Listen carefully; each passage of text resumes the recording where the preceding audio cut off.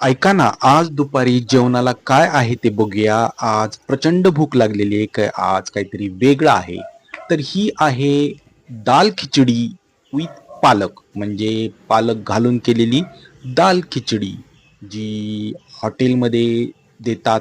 अशी पातळ, मस्त, रसरशीत तशी ही केलेली आहे. याच्यामध्ये मिक्स डाळी घातलेल्या आहेत आणि सोबत पालक पण घातलेला आहे आणि अशी छानपैकी पातळ अशी दाल खिचडी केलेली आहे. तर चला आज आपण दाल खिचडी करायची आहे.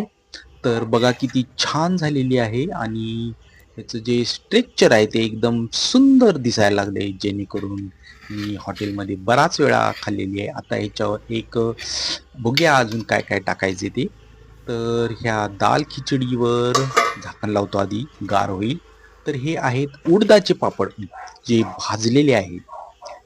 मला तळलेले उडदाचे पापड अजिबात आवडत नाही. त्यात तेलाचं प्रमाण भरपूर असतं. पण हे उडदाचे भाजलेले पापड खिचडी बरोबर इतके छान लागतात. मस्तच. आणि आता कांदा ह्याच्यासोबत खायचा आहे, जो थोडाच घेतलेला आहे मी.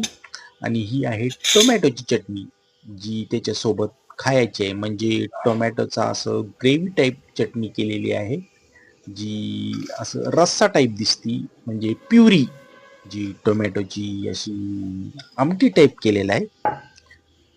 तर चला आता बघूया ह्याच्यावर मस्तपैकी गरम गरम शुद्ध गाईच्या तुपाचं घरातलं असं तूप केलेले आहे आणि ही तूप त्याच्यावर मस्तपैकी घ्यायचे.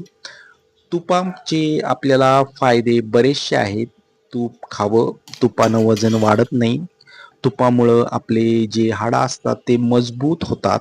त्याच्यामध्ये जे ग्रीस असतं ते तयार व्हायला मदत होते आणि आपले हाडं दुखत नाहीत. तर चला आता आपण ही दाल खिचडी खाऊया.